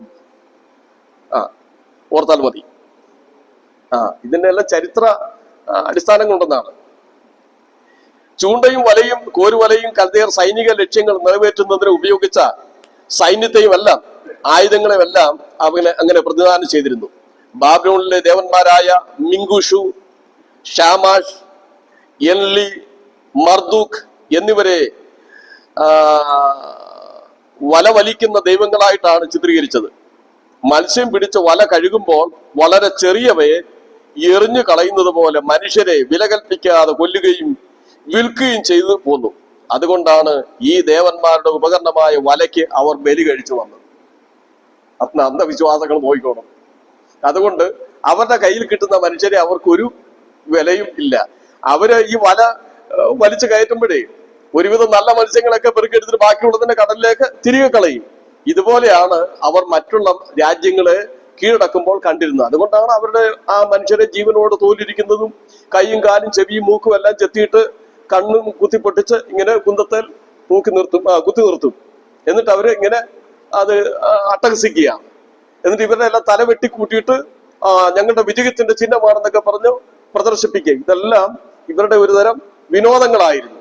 അങ്ങനെ ക്രൂരന്മാരായ ആൾക്കാരായിരുന്നു കൽദയരും എന്നാണ് പറയുന്നത്. 2-ാം അധ്യായം ഓടിച്ചു വായിക്കുവാൻ തക്കവണ്ണം എഴുതുന്നു എന്നാണ് പറഞ്ഞിരിക്കുന്നത്. ഓടിച്ചു വായിക്കുവാൻ തക്കവണ്ണം എഴുതിയിരിക്കുന്നു. ഗോപുരത്തിങ്കൽ കാവൽ കാത്തുകൊണ്ട് നിൽക്കുന്നു എന്ന് ദേവാലയത്തിലെ കാവൽപ്പുരയെ ഉദ്ദേശിച്ചാണ് ഇത് പറയുന്നത്. എന്നാൽ പ്രവാചകന്മാർ താമസിക്കുന്ന പ്രത്യേക മുറിയിൽ ദൈവീക വെളിപ്പാട് പ്രാപിച്ച ജനത്തെ അറിയിക്കുവാനായി താൻ കാത്തിരുന്നു എന്നാണ് ഇവിടെ ഉദ്ദേശിക്കുന്നത്. ഹബക്കുക്കിന് ഉത്തരം ലഭിച്ചു. ഹബക്കുക്ക് ചോദിക്കുകയാണ്, പലകയിൽ എഴുതുവാൻ ദൈവം ആവശ്യപ്പെടുന്നു, കാരണം അവരെല്ലാം ഓടി രക്ഷപ്പെടേണ്ടിയിരിക്കുന്നു. ഓടിപ്പോകുന്നവൻ വായിക്കാൻ തക്കവണ്ണം എന്നാണ് എഴുതുന്നത്. ഓടിപ്പോകുന്നവനും ഈ ന്യായവിധിയെ വായിക്കണം. അതുകൊണ്ട് വലുപ്പത്തിൽ എഴുതുക എന്നുള്ളതാണ്. എത്രയും ഉച്ചത്തിൽ ഘോഷിക്കാമോ, എത്രയും വലിപ്പത്തിൽ എഴുതാമോ, അതൊക്കെയാണ് സുവിശേഷത്തെ സംബന്ധിച്ച് ഏറ്റവും പ്രധാനം. നിങ്ങൾ ഈ അടുത്ത കാലത്ത് കോടതിയുടെ ഒരു വിധി വായിച്ചല്ലോ. കോടതിയുടെ ഒരു വിധി, അതായത് ഉൽപ്പന്നങ്ങൾ, അതിന്റെ കാലാവധി, അതിലെ കണ്ടൻസുകള്, എക്സ്പയറി ഡേറ്റ്, ഇങ്ങനെയുള്ളത്, പ്രത്യേകിച്ച് അതിലെ കണ്ടൻസ് എന്തെല്ലാം എന്ന് ഉപഭോക്താക്കൾ മനസ്സിലാക്കത്തക്കവണ്ണം അത് വലിയ അക്ഷരത്തിൽ എഴുതിയിരിക്കണം. ചെറിയ അക്ഷരത്തിൽ എഴുതാൻ പാടില്ല. ഞാനത് പേപ്പർ വെട്ടിവെച്ചിട്ടുണ്ട്. അതിന് പൗലോസ് പറഞ്ഞു, ഇതൊക്കെ വിശ്വസിക്കുവാൻ തക്കവണ്ണം ഞാൻ നിങ്ങൾക്ക് വലിയ അക്ഷരത്തിൽ എഴുതിയിരിക്കുന്നു. നിസാരമല്ല വചനങ്ങൾ, വലിയ അക്ഷരത്തിൽ എഴുതിയിരിക്കുന്നു. എഴുതി ഞാൻ പറഞ്ഞു എന്നുള്ള ആ ഒരു കൃത്യനിർവഹണത്തിൽ സംതൃപ്തരാകരുത്. അത് ഫലപ്രദമാണെന്ന് ഉറപ്പാക്കണം. അതാണ് ഇവിടെ ദൈവം പറഞ്ഞിരിക്കുന്നത്. അത് വായിക്കുന്നവൻ ഓടിപ്പോകുവാൻ തക്കവണ്ണം അത് വലിയ അക്ഷരത്തിൽ. ഓക്കെ, ന്യായവിധി വരുവാൻ അല്പം താമസമുണ്ടായാലും ദൈവത്തിന്റെ സമയത്ത് അത് വരിക തന്നെ ചെയ്യുമെന്ന് പ്രവാചകൻ പറഞ്ഞു. ജീവരക്ഷയ്ക്കായി ഓടിപ്പോകുവാനും ദൈവത്തിന്റെ അരുളപ്പാടുകൾ വായിച്ച് മനസ്സിലാക്കുവാൻ തക്കണം അത് പലകയിൽ വ്യക്തമായി എഴുതി പല സ്ഥലത്തും സ്ഥാപിക്കാൻ ദൈവം കൽപ്പിച്ചു. അല്ലെങ്കിൽ എഴുതാൻ ആവശ്യപ്പെട്ട സന്ദേശം വായിക്കുന്നവൻ ഉടനെ ഓടി മറ്റുള്ളവരെയും അറിയിക്കണമെന്നും അതിലാശയമുണ്ടായിരുന്നു. നീ കണ്ടില്ലയോ ഓടിപ്പോയിട്ട്? ഞാൻ കണ്ടു, ഓടിപ്പോകുമ്പോൾ തന്നെ ഞാൻ കണ്ടു. പലയിടത്തും എത്രയോ പരസ്യ ബോർഡുകളായിരിക്കും നമ്മൾ യാത്ര ചെയ്യുമ്പോൾ തന്നെ അത് കാണാം. ഒരിടയ്ക്ക് ചിത്രങ്ങൾ പാടില്ല എന്ന് പറഞ്ഞിരുന്നു. കാരണം വശ്യകരമായ ചില ചിത്രങ്ങൾ വെച്ചിട്ട് പരസ്യങ്ങൾ വയ്ക്കും. എഴുത്തുകളാകാം, ചിത്രങ്ങൾ ഒഴിവാക്കണമെന്ന് ഒരിക്കൽ പറയുകയുണ്ടായി. കാരണം ഈ ഡ്രൈവർമാർ, വണ്ടി ഓടിക്കുന്ന ഡ്രൈവർമാർ പോലും അതിൽ ആകർഷിക്കപ്പെടുമെന്ന്. എന്തൊക്കെയോ ശരിയായിരിക്കാം. അപ്പോൾ ഓടിപ്പോകുന്നവൻ പോലും ഇത് കണ്ടിട്ട് മറ്റൊരുവനോട് പറയണം, ഞാനത് കണ്ടു, നീ അത് കണ്ടില്ലേ എന്ന്. അതാണ് ന്യായവിധിയുടെ വചനങ്ങൾ, ന്യായവിധിയുടെ ആലോചന എന്ന് പറയുന്നത്. അതുപോലെ ശക്തമായ രീതിയിൽ അറിയിക്കാവുന്ന എത്രയും മാധ്യമങ്ങളുണ്ടോ അത്രയും മാധ്യമങ്ങളിൽ സുവിശേഷം പ്രചരിപ്പിക്കേണ്ടതിന്റെ ആവശ്യകതയും ഈ വിഷയത്തിൽ നമ്മോട് ഓർപ്പിക്കുന്നു. 2:4 വാക്യം ബൈബിളിലെ കേന്ദ്ര വിഷയമായിട്ടാണ് ഈ കാര്യം പറഞ്ഞിരിക്കുന്നത്. ഞാൻ മുമ്പ് ഓർപ്പിക്കുന്നുണ്ട്, നീതിമാൻ വിശ്വാസത്താൽ ജീവിക്കും. അത് പുതിയ നിയമത്തിൽ ആവർത്തിക്കുകയും ചെയ്തിട്ടുണ്ട്. ഓക്കെ, അതില് ദൈവത്തിലുള്ള വിശ്വാസം നിത്യജീവൻ ലഭിക്കാൻ മുഖാന്തരമായി തീരുന്നു. അത് യോഹന്നാൻ 3:16 എന്താ പറയുന്നത്? യോഹന്നാൻ 3:16 തന്റെ ഏകജാതനായ പുത്രനിൽ വിശ്വസിക്കുന്നവനും ദൈവം അവനെ നൽകുവാത്തക്കണം ലോകത്തെ സ്നേഹിച്ചു. ഓക്കെ, അപ്പൊ ഇങ്ങനെ വാക്യങ്ങള് കൂടെ പറയുന്നത് എനിക്ക് വളരെ സന്തോഷമാണ്. അത് നമ്മുടെ മെമ്മറി വേഴ്സ്, മെമ്മറി പവർ വർദ്ധിപ്പിക്കാനും സാധിക്കും. അപ്പോൾ ദൈവത്തിലുള്ള വിശ്വാസമാണ് നമുക്ക് ജീവൻ തരുന്നത്. അതുകൊണ്ട് എന്റെ നീതിമാൻ വിശ്വാസത്താൽ ജീവിക്കും എന്ന് പറഞ്ഞിരിക്കുന്നു. അപ്പോൾ അത് പുതിയ നിയമത്തിൽ ആവർത്തിക്കപ്പെടുന്നുമുണ്ട്. ഇനിയും 2:5 മുതൽ 8 വരെ ആക്രമണ കുതികളായ കൽദയർക്ക് അയ്യോ കഷ്ടം, അയ്യോ കഷ്ടം എന്ന് പറഞ്ഞാൽ അത് ഭീകരമായ ഒരു വിഷയത്തിന് അധീനമാകുന്ന ഒരു വിഷയമാണ്. അതുകൊണ്ടാണ് അയ്യോ അയ്യോ എന്നുള്ള ആ ഒരു പദം. നിങ്ങള് പുതിയ നിയമത്തിൽ നമ്മുടെ കർത്താവ് പറഞ്ഞില്ലേ, പരിഹസിച്ച് ഈ യഹൂദന്മാരെ, പരീശന്മാര്, ശാസ്ത്രിമാരെ പരിഹസിച്ചുകൊണ്ട് പറയുന്നത് അയ്യോ നിങ്ങൾക്ക് കഷ്ടം, നിങ്ങൾക്ക് വരാനിരിക്കുന്ന ന്യായവിധി, അയ്യോ നിങ്ങൾക്ക് കഷ്ടം. അത് എന്നിട്ട് നമ്മുടെ പ്രാർത്ഥനയിലോ പ്രസംഗത്തിലോ ഒന്നും അങ്ങനെ അയ്യോ അയ്യോ എന്നൊന്നും പറയരുത് കേട്ടോ. അതൊരു വലിയ പോരായ്മയായി പോകും. അയ്യോ കഷ്ടം എന്ന് പറഞ്ഞ് അവരെ ആ രീതിയിൽ ഉണർത്തുന്നു. ഇനിയും 2:9 മുതൽ 11 വരെ പക്ഷികൾ ഉയർന്ന വൃക്ഷങ്ങളുടെ അഗ്രങ്ങളിൽ കൂടുവയ്ക്കുവാൻ ശ്രമിക്കുന്നത് പോലെ മറ്റുള്ളവരുടെ വസ്തുവകകൾ പിടിച്ചെടുത്ത് ആദായം പെരുപ്പിച്ച് ഉന്നത സ്ഥാനങ്ങളിൽ സ്ഥിരവാസം ഉറപ്പിക്കുവാൻ ശ്രമിക്കുന്നവർക്ക് അയ്യോ കഷ്ടമെന്ന് പ്രവാചകൻ പറയുന്നു. മറ്റുള്ളവരുടെ ആക്രമണത്തിൽ നിന്ന് രക്ഷപ്പെടുവാൻ വേണ്ടിയാണ് അവർ ഉന്നത സ്ഥാനങ്ങളിൽ വാസമുറപ്പിക്കുന്നത്. ബാബിലോണിന്റെ ഈ സമ്പാദ്യം ന്യായവിധി ദിവസത്തിൽ അവർക്കെതിരെ ഒരു സാക്ഷിയായിരിക്കുമെന്ന് 11-ാം വാക്യത്തിൽ പറയുന്നുണ്ട്. ചുവരിൽ നിന്ന് കല്ല് നിലവിളിക്കുകയും മരപ്പണിയിൽ നിന്ന് തുലാം ഉത്തരം പറയുകയും ചെയ്യുമല്ലോ. കണ്ടോ, അതൊക്കെ ഇന്ന് ശാസ്ത്രീയമായി തെളിയിക്കപ്പെട്ടു കഴിഞ്ഞു. ഇന്നത്തെ CD-കളുടെ ഉപയോഗം അതാണ് വ്യക്തമാക്കുന്നത്. CD-കളുടെ ഉപയോഗം എന്ന് പറഞ്ഞാൽ ഈ മണ്ണ് അരച്ച് അതിന്റെ എങ്ങനെ സാറേ അങ്ങനെ എടുക്കുന്നതാ. അതെ, നമ്മുടെ ശബ്ദം പിടിച്ചെടുക്കുമെന്ന് ദൈവം വെറുതെ അല്ല ആകാശത്തെയും ഭൂമിയെയും സാക്ഷിയായിട്ട് വിളിക്കുന്നതും. ഓക്കെ, അങ്ങനെ ബലാത്കാരികൾക്ക് അയ്യോ കഷ്ടം. അതാണ് 2:12 മുതൽ 14 വരെയുള്ള വാക്യങ്ങൾ. ഉരുക്കുമുഷ്ടി ഉപയോഗിച്ച് അവർ ബലാത്കാരികളായി മറ്റുള്ളവരെ കീഴടക്കി അവരെ കവർച്ച ചെയ്തു. എന്നാൽ അതിന് തക്കവണ്ണം അവരെ ശിക്ഷിക്കുമെന്ന് ദൈവം ഉറപ്പ് നൽകുന്നു. മൃഗീയമായി പ്രവർത്തിക്കുന്നവർക്ക് അയ്യോ കഷ്ടം. അതാണ് 2:15 മുതൽ 17 വരെയുള്ള വാക്യങ്ങൾ കാണുന്നത്. മറ്റു രാഷ്ട്രങ്ങളെ ശിക്ഷിക്കുവാൻ ദൈവം ബാബിലോണിനെ ഉപയോഗിച്ചു.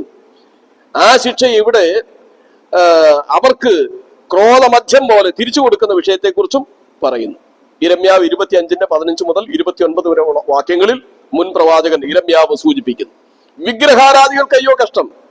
അത് 2:18 മുതൽ 20 വരെയുള്ള വാക്യങ്ങളിൽ അതും സൂചിപ്പിക്കുന്നു. അതെ, ദൈവത്തിൽ ആശ്രയിക്കാതെ അചേതന വസ്തുക്കളായ വിഗ്രഹങ്ങളെ ആരാധിക്കുന്നവർക്കും ദൈവത്തിന്റെ ന്യായവിധി ദിവസത്തിൽ പിടിച്ചു നിൽപ്പാൻ കഴിയില്ല. അതൊന്നും സഹായിക്കുകയില്ല.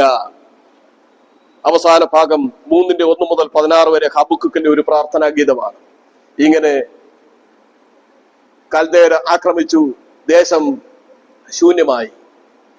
അദ്ദേഹം നോക്കുമ്പോൾ തൊഴുത്തിൽ ആടുകളില്ല, ഗോശാലകളില് പശുക്കളില്ല, അത്തിമരത്തിൽ നിന്നും ഒന്നും കിട്ടുന്നില്ല, മുന്തിരിത്തോട്ടങ്ങളിൽ നിന്നും ഒന്നും കിട്ടുന്നില്ല, പിന്നെ ഒലിവ് അതിൽ നിന്നും ഫലം ലഭിക്കുന്നില്ല.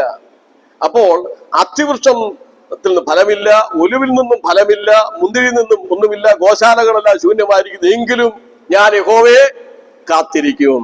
അപ്പോൾ ഭൗതിക വസ്തുക്കളുടെ സമ്പന്നതയിലല്ല ദൈവം എനിക്ക് നൽകുന്ന അഭിവൃദ്ധി എന്ന് വിശ്വസിക്കുവാൻ കഴിയണം. ചിലർ വിചാരിക്കുന്നത് വലിയ വീട്, കാറ്, അല്ലെങ്കിൽ വലിയ ജോലി, അല്ലെങ്കിൽ നല്ല കുടുംബ ബന്ധം, ഇതൊക്കെ ആയിരിക്കും നമുക്ക് ഈ ലോകത്തിൽ വലുതെന്നാണ്. അതൊക്കെ വേണം. ദൈവം തരുന്ന ആനുകൂല്യങ്ങളൊക്കെ നമ്മൾ അനുഭവിക്കണം. എന്നാൽ അതിലുപരിയായി ഒരുവൻ വചനത്തിലും ദൈവിക കൂട്ടായ്മയിലും ആത്മിക വിശുദ്ധിയിലും എത്രമാത്രം വളർന്നിരിക്കുന്നുവെന്ന് ചിന്തിക്കണം. അതാണ് ആവശ്യമായിരിക്കുന്നത്. അപ്പോൾ നമുക്ക് അതിന് കഴിയണം. വചന പഠനത്തിൽ നാം എങ്ങനെ വളരുന്നുണ്ട്, ആത്മീയ കൂട്ടായ്മകളിൽ നമുക്ക് എങ്ങനെ സ്ട്രെങ്ത് ആയിരിക്കാൻ കഴിയുന്നുണ്ട്, ആത്മീക വിശുദ്ധിയിൽ നമുക്ക് എങ്ങനെ ദൈവസന്നിധിയിൽ നിൽക്കുവാൻ കഴിയുന്നുണ്ട്, അതാണ് ദൈവം തൂക്കി നോക്കുന്നത്. ദൈവത്തിന് സ്തോത്രം. അതെ, പ്രവാചകനെ പോലെ എല്ലാം, അതെ, അദ്ദേഹം പറയുന്ന പോലെ എല്ലാം നശിച്ചാലും എല്ലാം ശൂന്യമായി പോയാലും ഒന്നും ഫലം തന്നില്ലെങ്കിലും ദാനങ്ങളെല്ലാം നഷ്ടമായാലും ദാതാവായ ദൈവത്തിൽ ഞാൻ സദാകാലവും ആശ്രയിക്കും. അതായിരിക്കട്ടെ ഒരു ദൈവ പൈതന്റെ വിശ്വാസവും ആശ്രയവും. പ്രവാചക പുസ്തകങ്ങൾ 4 പുസ്തകങ്ങൾ നാം പരിചയപ്പെട്ടു, അതിന്റെ ആസ്വാദനം നടത്തി. അടുത്ത സബന്യാവ്, ഹഗായി, സക്രിയാവ്, മലാക്കി 4 പുസ്തകങ്ങൾ നാളെ നമുക്ക് പഠിക്കാം. നാളെ ബാബു സാർ എത്തുമെന്ന് കരുതുന്നു. നമുക്ക് പ്രാർത്ഥനയോടുകൂടി ആയിരിക്കാം. തുടർന്നുള്ള പഠനങ്ങൾ കുറെ കൂടി ഗൗരവമായി നിങ്ങൾക്ക് ലഭിക്കും എന്നാണ് കരുതുന്നത്. എന്തെങ്കിലും സംശയങ്ങളുണ്ടെങ്കിൽ നാളെ വരുമ്പോൾ നിങ്ങൾക്ക് കാര്യങ്ങൾ ഒന്നുകൂടി ഇതിന്റെ പഠന വിഷയത്തോടുള്ള ബന്ധം ചോദിക്കാനുള്ള അവസരമുണ്ട്. കർത്താവ് നിങ്ങളെ അനുഗ്രഹിക്കട്ടെ. ഇപ്പോൾ നമുക്ക് പ്രാർത്ഥിച്ച് പിരിയാം.